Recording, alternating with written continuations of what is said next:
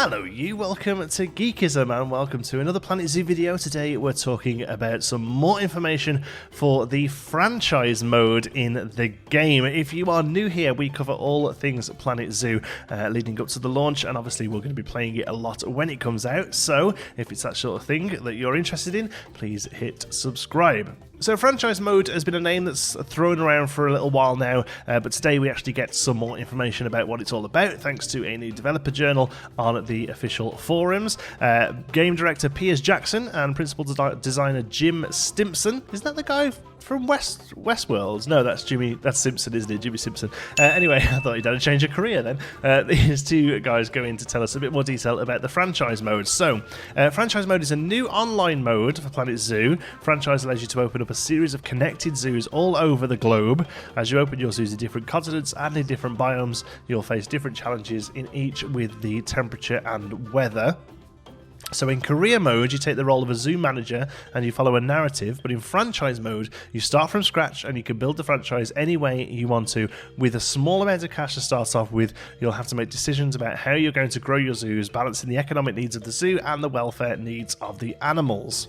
So the economy works slightly different here. While cash is local to each zoo, there is the secondary currency of conservation credits that we're finding out a little bit more about today as well. They are going to be franchise-wide. So these are, if you've seen on the live streams and various places, some of the animals you can purchase with cash, some of them you can purchase with a little sort of, it's like a leaf, I guess, like a little green leaf. Those are your conservation credits. So they're going to be used for buying maybe slightly more interesting animals, slightly sort of better quality animals, I guess, if you want to put it that way. And you're going to raise those by creating different challenges and things like that. Whereas cash is coming in from guests coming into the park, making donations, buying food and drink and that kind of thing. We'll go into that a little bit more detail later on. They've also introduced a new type of objective, which is a community challenge.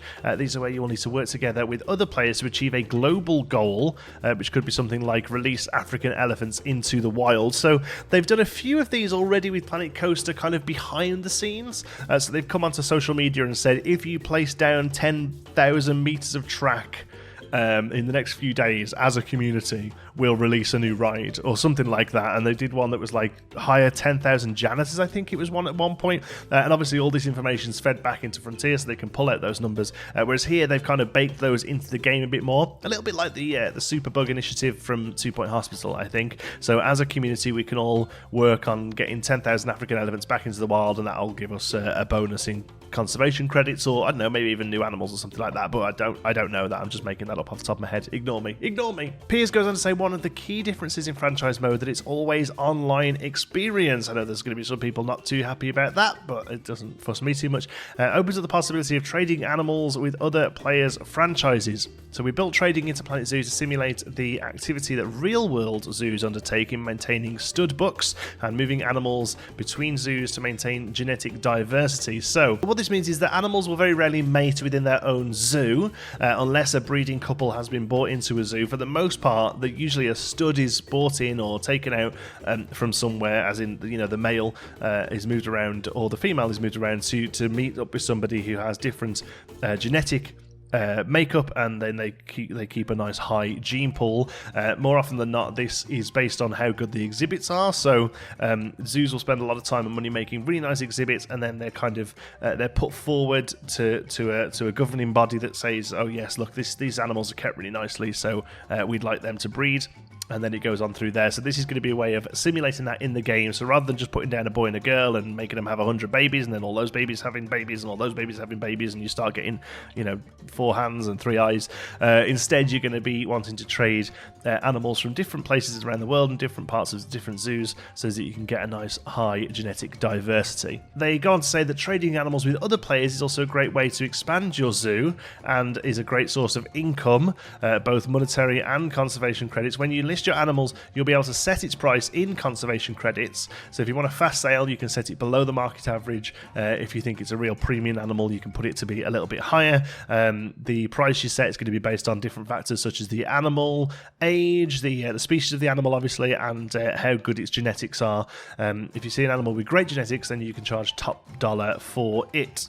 So to explain the differences in currency, cash is brought into the zoo by guests, and it's what they use to pay entrance fee. They can make donations, they can purchase items such as food and drink and umbrellas and things like that. Cash is mostly used for the day-to-day running of the zoo, so it's going to be paying your staff wages, it's going to be paying for the running costs, the building of the zoo's infrastructure, the animals' food, that kind of thing. It can also be used to pay for the adoption of some animals, but conservation credits are a secondary form of currency, and they're earned by undertaking certain objectives. These are primary form of currency in animal adoptions. That's interesting because I always thought this was going to be like a secondary one for real premium animals. It actually seems they're going to make it so that actually most of your animals are going to be coming through this conservation credit and through the fact that you are running a good zoo and not necessarily just a profitable zoo, because there is a big difference. Personally, Jim says, I'm looking forward to how people will work together as a community in order to complete the challenges.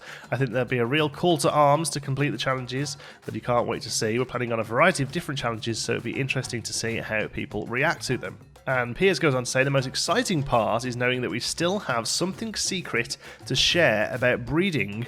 I cannot wait for you to discover it for yourselves. So, what could that be? Who knows? It may well be genetic anomalies, white albinos, that kind of thing, white tigers maybe, a very rare case, you might get like 1 in 10,000 might pop out a white one or something. You'll be able to charge premium conservation credits on the auction house or whatever you want to call it for that, but who knows, we'll be able to find out really soon, and obviously as soon as we know, we will let you know. So there you go, just a little bit of an information dump there on the franchise mode. Nice to finally sort of see how that's going to work and a little bit more about what that is.